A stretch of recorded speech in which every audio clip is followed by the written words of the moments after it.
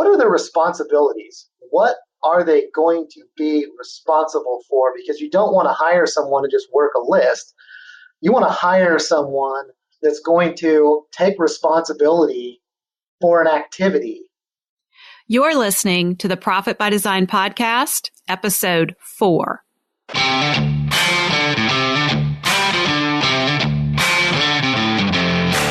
You work hard in your business. On the Profit by Design podcast, we ask the big question: what has your business done for you lately? I'm Dr. Sabrina Starling, the business psychologist and author of How to Hire the Best. Weekly, my co-host Mike Bruno and I bring you tips, tools, and strategies from our own experiences and from the experiences of our guests who are entrepreneurial thought leaders and real-life entrepreneurs, all to support you in making intentionally profitable and sustainable business decisions to live the lifestyle you desire. Hey, Profit Designer. In just a moment, Mike and I will be sitting down with our friend Chad Hatfield. Chad is the owner of Hatfield Builders and Remodelers in Plano, Texas. Hatfield Builders wins many awards. Most recently, they won 6 ARC awards from the Dallas Builders Association. Even as they consistently produce award-winning work, Chad and his core team at Hatfield Builders have endured significant challenges and setbacks. Yet they persist. As a result, the business gets healthier and stronger daily. As Mike and I sit down with Chad, we'll be asking him to tell us about what he's doing differently these days, including his unusual screening processes to ensure they hire the best team members, and his philosophy on effectively onboarding those team members. So let's dive in.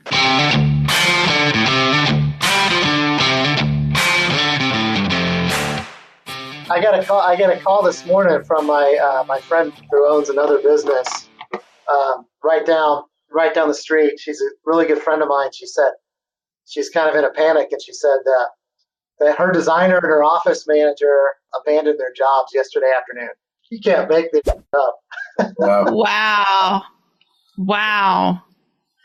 Yeah. That's some stress right there. Yeah, it is. But I'll tell you, when I was at our Remodelers Advantage conference in Chicago in April, we had if you remember, we had the newer designer that started in January, and she turned out to be a pretty bad hire. And when I was in Chicago Tuesday, our junior designer resigned. And as I was going to the airport on Wednesday to fly home, the other designer that was hired in January, she resigned. And I remember sitting at the airport having a cocktail with Diane, about to get on a flight to fly home, thinking, this is crazy. What in the heck is going on? And after 2 double cocktails, I said, well, we can't change it. So we can't change it. We're just going to have to find a way. And we did. And I had to remind her of that story this morning. And you're just like, I can't make this. As a business owner, you can't make this stuff up. I mean, Mike's got stories like that too.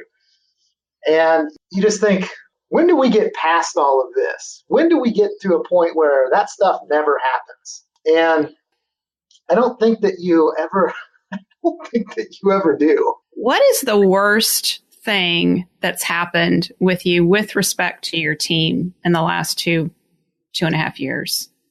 The worst thing that's happened to me or the business, I would say, to the team over the last couple of years, is having people that are, making poor hiring decisions is one. That causes you to not have the right people on the team, and you drastically affects everything in the business from morale all the way to your bottom line. And like right now, we really feel good about the team that we have. We put a ton of intentional effort into making it very difficult for people to get into the business. And it shows. You have people like a project manager that we hired back. His first day was in July.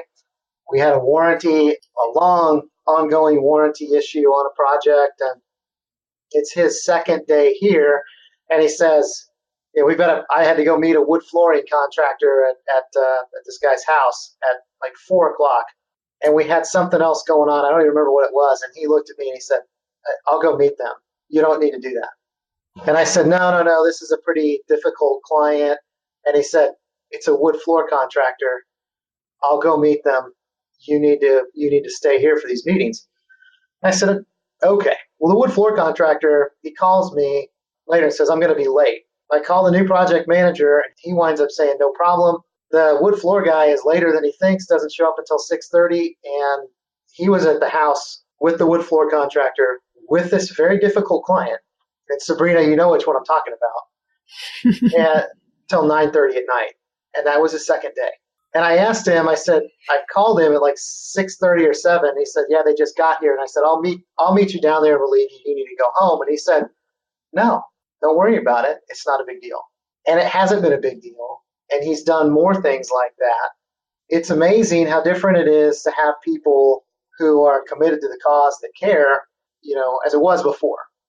So the worst thing that's ever happened in the business is having the wrong people on the bus, not recognizing that fast enough and allowing them to poison every aspect of the business and your life. And I guess maybe that extrapolates into the worst thing I've had is you lie to yourself and you tell yourself that I'm never going to be able to find other people. I can't do this without them. I'll replace them when I find somebody better. That's probably the worst thing. You lie to yourself and say, "Oh, it's too much effort to do that. I can't do it all at one time." And what you really have to do is have the intestinal fortitude to stop and say, "They're not the right fit. Here's why. And I'm going to make a change. And I'm going to do it right now. And to heck with the consequences of doing it now." Because doing it now is always better than the consequences of waiting. Yeah. I've proven it over time. You've lived it. I've lived it and proven it. So I know since October 2017, you have made very intentional changes to your hiring processes. And you just threw out there that you make it very difficult for people to get into your business. Yeah, we try. And I also know you have some unconventional testing that you do to make it difficult to get into your business. What are some things that you've done to test to make sure they're going to be a good fit? Well, we had a new person start on Wednesday. He comes to us from Omaha, and we of course interviewed him over the phone. Then we video interviewed him twice with the team. And then we flew him down to Dallas to meet with us. Not for a lunch, not for, an hour, for an entire day. And I gave him the choice of flying back home. He could have gone home. I said, "There's 2 flights going home. One will get you home about 7, and the other one will get you home about 11. Now, to be on the one that gets you home at 7, you're going to need to leave our office by 3 or 4 o'clock." So in my mind, I'm thinking, okay, if this guy wants to make it home by 7 o'clock, we had talked about going and having dinner and doing other things. He said, "No, put me on the 11 o'clock flight. I'll get home really late, but that won't cheat us out of that time that we have when you're not super busy and covered up with everybody, because I'm sure your day is going to be full." And that was just a little test with him. Is he going to put himself out there and stay late and do it? Because that's kind of a pain. This guy's got 2 kids and a wife, and his wife works nights. So he made that happen. He was here for an entire day, and we had him go around spend 2 hours at a time with everyone in the business. We also disc profiled him just like we do everybody. And I asked him, God knows how many questions about the disc profile, because I found that those have been very accurate when I reviewed everyone that's quit or we let go. We went back and reviewed their disc profile. So we asked him very intentional, direct questions, and we look at that now and say, if he's, if there's qualities on there that we know aren't going to work in this job, it's a no-go off the disc profile right there. But we put people in situations where we want blunt and direct answers, taking them to lunch, putting them in front of clients. Like I took him on a sales call with me and introduced him and said, "Hi, I'm on a sales call with a prospective client. This guy's flown down here for an all-day interview." And I take him to a sales call and I said, "I've just met these people. I talked to them on the phone once, but now I'm in their house and said, hey, this is Joey. Joey's interviewing for a job with our company. I hope you don't mind I brought him along. That's kind of an awkward position. Took him into a company meeting that day, and then took him in. We had a client come in for a design meeting, and we introduced him the same way. Hey, this is Joey. Joey's interviewing for a position with our company. What questions do you guys think we should ask him? Brett and Mary, what do you think? What should we ask him? So it turns out they were in here today for another design meeting. It's Joey's third day. And they said, oh my gosh, they decided to hire you. As I made the cut. And they said, that's great. We really thought a lot about you. That was pretty awkward. Earlier this year, I think I told you we had a prospective salesperson that really talked a lot about relationships and people, and he and I communicated for 6 months, maybe it's 4 or 5 months before we brought him down here. Ultimately, wound up not working out. But when he flew down here for 2.5 days. And I said, if you're really into relationships and people, instead of staying at a hotel, why don't you just stay in the guest room in our house? And he said, okay, I'll do that. And he did. He stayed in the guest room of our house. So, that's a pretty awkward, put you on the spot kind of a move. And, I just look at it. I try to be just brutally honest with people. And I just say what I think and what I feel at the time. And it's either going to work out or it's not. That's true. So, I've known you for 5-6 years now, and I consider you to be absolutely one of the most professional and successful remodelers in the industry. And I know you work tirelessly at systemization and processes and working on finding the right people. And, like me, we've had ups and downs, and we keep forging forward and trying to find new ways to recruit new people and to build teams and to push aside the frustration that we all have as business owners. But for somebody that's listening that, is maybe, let's say, under 5 years in the business, and they're hearing you talk about, some higher level tactics of vetting prospective employees, yep. What are some tips that you would give somebody who, maybe only has 1 or 2 employees right now, or, is just really getting their feet wet with building teams? It's kind of the same advice I gave my friend this morning when she had 2 employees that quit yesterday. They just walked out, and she's like, she's going through in her mind the mental list of, oh my God, I'm overwhelmed. How am I going to do this? And she's saying, I got to get a job ad out. I got to get a job ad out for this. And I said, hold on, stop, slow down. Do you have these are new roles that you're talking about, changing the organizational chart, new roles for your business, different than the ones that these people left. So in the last 30 minutes, have you written a really detailed job description of what this person's supposed to do, their expectations, how they're going to be evaluated? Because if you don't have those things, it's really, really hard to ask them questions about how they're going to do the work. So the first thing I would say is make sure you have a really good idea of what you're hiring this person for, what they're going to be responsible for, not just what their duties are. Because people tend to think of it as, I'm going to hire them and they're going to perform this or this. Like they'll schedule jobs, typical job description stuff. What are their responsibilities? What are they going to be responsible for? Because you don't want to hire someone to just work a list. You want to hire someone that's going to take responsibility for an activity and carry it all the way through, not just work a task list. Everybody that is a bad fit winds up pointing their fingers at you and me, Mike, and saying, well, if you would have only told me exactly what to do in every single circumstance, right? Which of course is impossible. That just means that they're not the right person for a business like this. So being really clear about what the expectation is in the form of a good job description that has responsibilities for the job. And then really thinking about, how am I going to schedule when we do start to find people and we get the job ads out? What's going to happen when the phone rings? What questions are we going to ask these people? And you got to think of that and have that in front of you ahead of time, so that when you are in that situation, you can ask those questions. I think, the Who book that Sabrina recommended was a really good one. Having that basic format and a written process or system of how we're going to hire them. And that system, a system can be as simple as a Word document outline of there's 4 steps. Me and this person are going to be conducting the initial phone call. Here are the questions we're going to ask.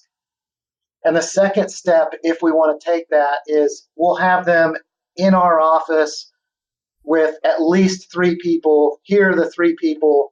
Here are the questions we're going to ask. And you need, the people on your team need to know what they're going to ask, and so do you. Being consistent in it is really the key. But if you don't know who you're going to hire or what the responsibilities for that role are, you've got nothing. And I see so many people in small business try to hire they say, oh, I need another person. Well, good. What are you going to have to do? Well, they'll be a carpenter. Well, that's great. What does that mean? That's like saying, it's just like saying somebody calls you and me and says they want a kitchen. That's great. What does kitchen mean? Yeah, that's very true. Yeah, and I like what you said about the responsibility for the activity. I think that's a really good tidbit right there when coming up with a job description, to really think about what does it mean to be fully responsible for an entire activity, right? And being fully accountable for that. I would go even further on that and say not just the activity, but the result of the activity. 100% agree with you, Sabrina. And it's Sabrina has said it to me, probably you before, many times, Mike. You got to think of it in terms of what does a successful outcome look like? Yep. So that they understand when we're looking at this, here's what I'm looking for. And so many of us, I did it for years and years and years. You look at it and say, well, are they doing a good job? Are they not doing a good job? Well, I feel like they're doing a good job. Well, what does that mean? I feel like they're doing a good job. There's no numbers, no evaluations, no nothing. That starts in the hiring process. I feel like they'll be a good fit. Well, why? Well, I have a gut feeling. Well, my gut feeling has been wrong. I used to have a list. I took it off my wall because I want to focus on the positive. But I wrote down all of the people who have been in this business that have either quit or been fired, and why. Just in 2 words or less, 3 words, whatever it is. I took the list off my wall because I want to focus on the positive. But for a long time, I wanted to remind myself of why it's important to be intentional with asking questions and making the barrier to entry high. And why do I want to go in and do things like, okay, we're going to spend $35 on a disc profile, send them an online link to it, and then I'm going to read it. And not just skim it. I mean, read it. Read it, take notes over it, develop questions based on it, and look at it and have the honesty with myself to say, are these characteristics going to work or not work for that role? I can't, if a disc profile says that somebody's going to get, react poorly under high pressure, or they can't handle changing environments, is that a good project manager? No. Right. But if you go and you ask them and you say, hey, how are you going to handle, high pressure environments with lots of changes? Oh, I'm going to handle that great. Let me give you, I can do that. That's not a problem for me. I'm really good at it. Nobody's ever the one that says, yeah, I typically come in late and, I don't really like to work very hard. And when there's confrontation in a job or something's difficult, I'm going to take it and just dump it back in your lap and blame you for it. Yep. Because you hired me, it's your fault. So Chad, let me ask you something. So a lot of what you're saying, it really requires being comfortable with the uncomfortable, right? Absolutely. So as a business owner, I find that a lot of entrepreneurs, and including myself when I first started, it's almost like you have the shiny object syndrome and you want to get this person, right? You want to go to the store and you want to buy this toy as a little kid and your parents are talking you out of it, but you're like, I have to have it. It's absolutely necessary, right? And then you get it home, you use it once and you never use it again. So, there's a lot of uncomfortable topics and discussions and things that are taking place in order to test these employees, right? So how does somebody become comfortable with the uncomfortable? And I'm sure Sabrina's mind is exploding right now with a lot to say, but, maybe share some of that with us, because I know that, you're really comfortable with asking the right questions and getting what you want all around. Well, that's an interesting question. Once you have your head kicked in enough times and you bleed enough, you decide that the pain is worse than avoiding asking the questions that you know in your mind you need to ask, but you don't really want to. And some of those are like you're saying, Mike. It's we lie to ourselves, and we're not honest enough with ourselves to say, yeah, I see kind of the tip of the iceberg there, but the rest of the iceberg probably isn't there. There probably really are a great person, and they're telling me that they work really hard, and they've answered all the questions really well, and they look, they look the part, and they play the part, and then you get them into your business, and then you realize, who the hell was this that just showed up on their first day? I didn't hire that person. For me, it was, I really absolutely hate firing people. It really eats at me. I've gotten much better at it. I've embraced being comfortable with it, because if I don't want to be in that situation, I really have to embrace asking a lot of questions. If that makes somebody uncomfortable in an interview, then I have to question whether or not that's the right person, because you know me well enough to know, Mike, that I say what I think and I mean what I say. So I want to ask both of you guys, what I think goes on when we're hiring is usually we put off hiring so long that we're desperate by the time we actually go to hire. And I think when we have that person sitting in front of us, we're seeing the red flags, but we discount them because we're so desperate. We just need help. And we're like, oh, I see that they're not going to handle stress well, but maybe it's not going to be quite that bad. Maybe they'll get past it. Do you think that's what's going on, is that we're so desperate and we just dismiss those red flags? I think that's part of it for sure. I think as business owners, especially as Mike, you're referring to smaller businesses where there's less people, maybe they're less than 5 years old. It's hard. You're doing so many different roles that as you're trying to do everything, you don't generally have a lot of resources in the form of money. You don't feel like you have enough money, and you're having to do 4 or 5 roles, and you just get to the point where you're like, oh God, I have to have help. And I think you get worn down and tired, and you latch on to people that are not trying to be malicious. They just don't understand whether or not they're the right role for your business or not, and they're trying to get a job. And for them, if it doesn't work out, they'll go find another job. Are you going to go find another business? It's totally different for the owner. And everything is skewed against the owner, from unemployment to everything you can think of. Everything is skewed against the owner of the business. You have to protect yourself in so many different ways. It becomes very overwhelming. I think that's, Sabrina, why people skip steps, because they're trying, generally in my business, smaller ones, they're trying to sell. They're trying to manage the jobs. They're trying to manage the productions.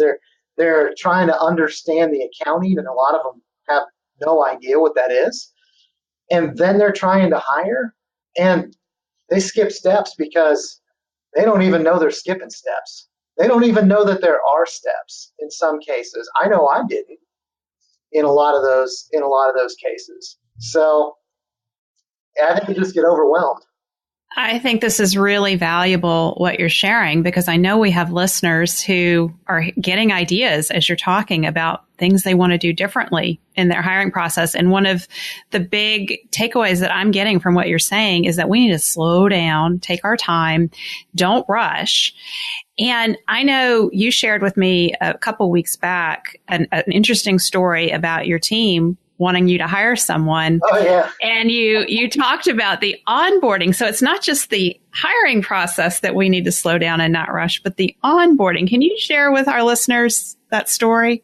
Yeah, there's a couple of stories like that, but I think I know the one you're talking about. And they were all looking at, well, we need someone to help with this. We need someone to help with that. And it's just, it gets down to, and I was talking to someone else in the business that's a decision maker that also has the name Hatfield, but we won't mention any names.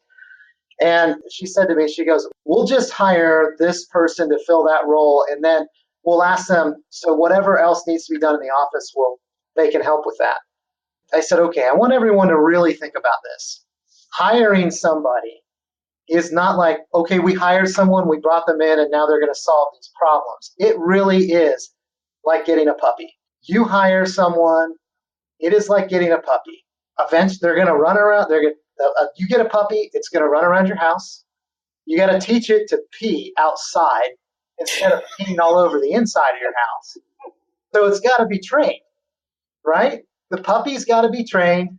Don't pee in the house. Here's where your food is, and whatnot. And then even once you train the dog, the basic things, puppy gets older, it's peeing outside on its own. You can let it out the door.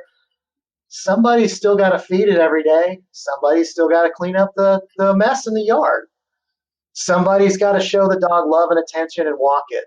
Well, when you hire an employee, you've got to onboard them in an intentional way. You've got to give them intentional feedback that's scheduled, and it's got to be honest, delivered in a loving way, but honest. Those things don't stop after 30, 60, or 90 days. If you remove accountability over time, you have problems like I had, over the last couple of years. If you remove that accountability over time, you're letting the puppy run wild. And it's going to wind up deciding it doesn't need to go outside anymore to go to the bathroom. And you're going to step on that in the morning. So true. This is the best analogy ever. It's not just... Told you it was good. It's not just hiring someone and saying, oh, thank God they're here. They'll solve all these problems, even my staff was like, oh, we'll hire someone. We need this help. That's great. You don't just hire someone and they magically make problems go away. It is effort. Every single person needs feedback, training, management, resources, everything. It is not just, we need another body. They'll take care of that. So are you saying that we can't hire a new team member and throw them in a crate with a training manual and hope they're going to come out good? I mean, if you go back to the puppy analogy, if you throw them into the crate, maybe put some peanut butter on it so it can tear the manual to pieces. So it has to be intentional, and it's got to be thought out in advance, because you're not going to do it correctly on the fly. I mean, we will not, at this point, we will not hire anybody without a really, really great job description and a 30, 60, 90-day learning plan for them. And one of the first things that happens when they start is those 30, 60, 90-day evaluations are scheduled immediately. They're already on the calendar. Our office manager does it. It's on her checklist when we hire someone and they start. Those get scheduled first. And then who's going to coach them? How are they going to be coached? How are they going to be trained? What are I'm reading a book for the second time because I'm so slow. It's Laszlo Bock's Work Rules. Great book. He talks about how the managers at Google get an email describing, on the night before somebody starts or the weekend before they start, the timing was important. And it's giving them 5 key steps to, what to do. And it's like, the checklist is almost so simple. Some people might get offended by the simplicity. I've got to really send this to somebody. But they do. Why would Google do that? They do it because we're human beings. We get busy. We forget.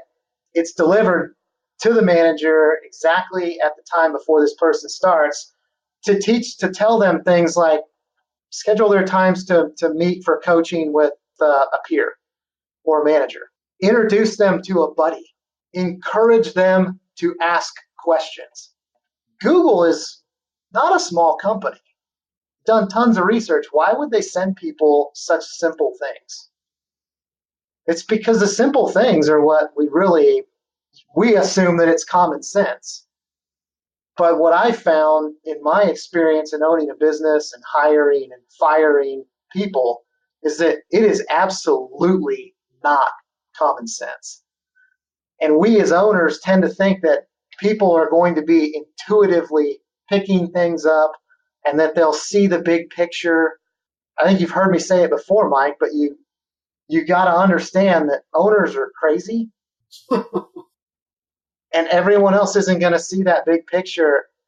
That's why there has to be a leader to show them the picture and to rally them around the picture. And as Sabrina's pointed out to me, what does success look like?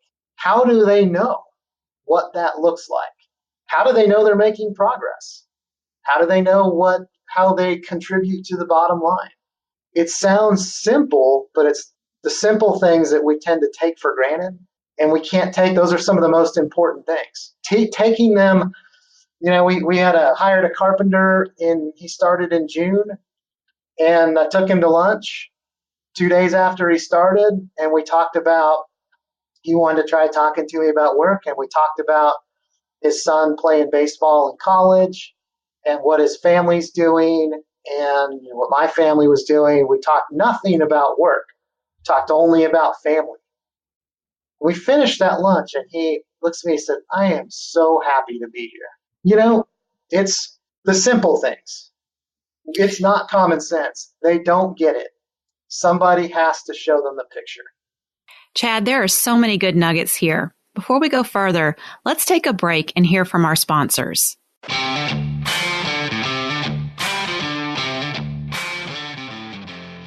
This episode of the Profit by Design podcast is proudly brought to you by Contractor Business Solutions, the Small Business Consulting Group, and Tap the Potential, the home of How to Hire the Best and the 4-Week Vacation Program. Visit our website at profitbydesignpodcast.com to learn more about our sponsors and to catch previous episodes of the podcast. And by the way, while you're there, be sure to check out the conversation between Mike and I that 95% of entrepreneurs never have. We blow up the dirtiest little secret in the entrepreneurial world. I know our listeners, some of them may be in the middle of a lot of stress and chaos, juggling ineffective employees, difficult people screwing things up. They're having to go behind and fix it all the time.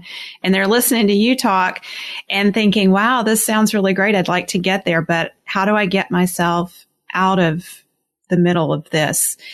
And I know as you have made these changes yourself, you did it from being in the middle of the mess. What advice would you have for somebody who's hearing this and thinking, I don't even know where to start to get there? I think you have to start with, if I was dying right now, would this matter? You got to put things into perspective. Is this situation that I'm in, is it going to end my life? Is someone going to die over this?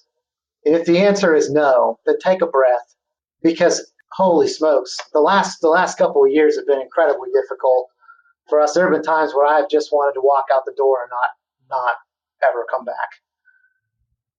And you have to really put it into perspective. It's the only thing that's grounded me, is putting it into perspective and then saying, okay, where is the problem? How do we identify the problem? And what action do we need to take once we've identified that problem? It reminds me, I had a mentor once say that there's no greater self-development program than entrepreneurship. Oh my gosh. It has been the hardest thing in my life.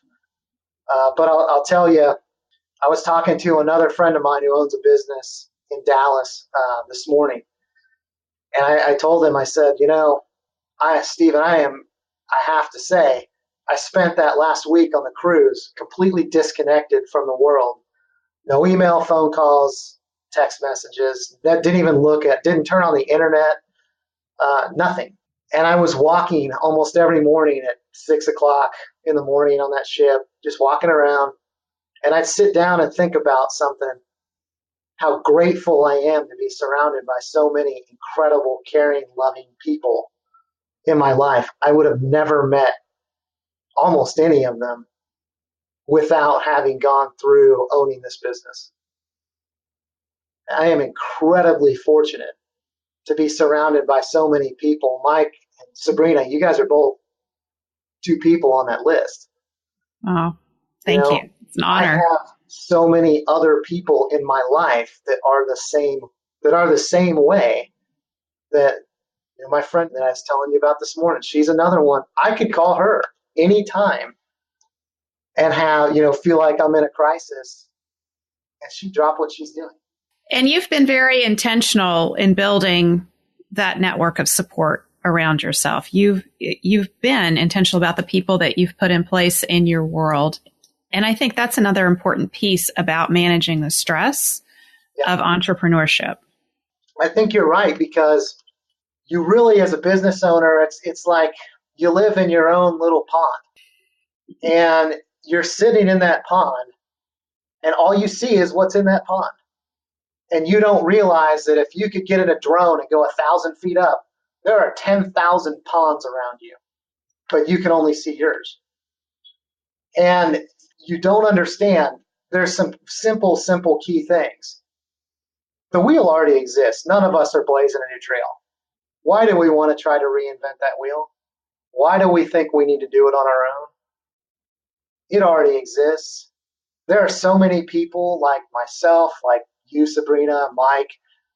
There's so many other people that we all know as other owners, that if somebody that we ran into at a business convention or whatever was having a lot of problems, you would take the time to listen to them, because you've been through a lot of those yourself. You know how bad it hurts. And you want to help them with that, even though you just met them. There are so many people that have done that for me, that I get personal satisfaction out of being able to stopping what I'm doing and helping others. Because none of us are the smartest people in the world. I mean, what does that even mean anyway? It's surrounding yourself with a group of honest, caring people. I don't mean just random business owners. I know plenty of business owners here in Dallas that will yes me to my face, and we're cordial and friendly, but we're not. It's not the same. We're not going to have the same kind of relationship that I could have, Mike. I could call you, or if I don't wreck another mountain bike, fly up and see you. We can talk about business, which I can walk. I can walk, by the way, now. So wow, that's good. I'm grateful I can walk. Now, Chad, you're really speaking to why we're even doing this podcast. And all of us are here at the very end of the day on a Friday afternoon to have this conversation. And what you're sharing, you're being so open and honest with us about what it's been like for you as you've built your business to be more sustainable. And I know that there are listeners who are hearing this and really appreciating the knowledge that you're sharing, and it comes from the experience that you've had. Like you've lived this. And I want to acknowledge you, because you have made considerable steps to make your business more sustainable. And that's, us having this conversation and sharing this with our listeners. It's my hope that somebody's hearing this and they're going to take a step because of it that's going to make their business more sustainable because of what you've shared from your experience. Well, I hope so. So we're going to have to start wrapping it up. And I have a couple things. Chad, every time we get a chance to talk, I learn so many new things, and it really, helps reset my mindset. And, some of our listeners have heard me talk about mindset before and how important it is. And it's really good to hear other business owners go through things and how they overcome them, and just the positive influence that you have on everybody's life that's, that surrounds you. And I think that's absolutely fantastic. Let's give our resident doctor here the last comment on mindset and anything else that you have. I'm glad you gave me the last word. I appreciate that. Chad, as you're talking about Cody and sending him home so late at night, and you guys are talking about the trickle-down impact on families, it reminds me of why I do what I do, because I'm passionate about creating great places to work. And I remember when I was a kid, my dad worked in a bank, and it was a family or community bank, and it got bought out, one corporate takeover after another. And there was a lot of stress, and he would come home late nights and he would talk about all the things that happened at work. And it was never good. It was never uplifting stuff. It was bad. And that's made me so aware in my life how much time we spend at work, whether we're the business owner or a team member in that business, and what we take home to our families from the experiences that we have all day long at work. And what I love about what I do is I get to work with business owners who want to create great places to work. So that makes it fun. You've helped me take better things home to my family every day. Don't ever forget that. Thank you. Thank you for being here with us, Chad. Thank you, Chad. Really appreciate it. Anytime. Profit designers, I wonder if you can relate to what Chad has shared. Share your thoughts on today's conversation. Join us over in the Profit by Design Podcast Facebook group. And remember to visit our website at profitbydesignpodcast.com for show notes and links. While you're there, check out the resources from our sponsors and the tools we've created for you. Subscribe to the show on whatever platform you listen to. That will ensure you never miss an episode, and you'll be the first to know when we drop the next one. Finally, if you found value today, we would so appreciate it if you would share our podcast with a friend. Till next time.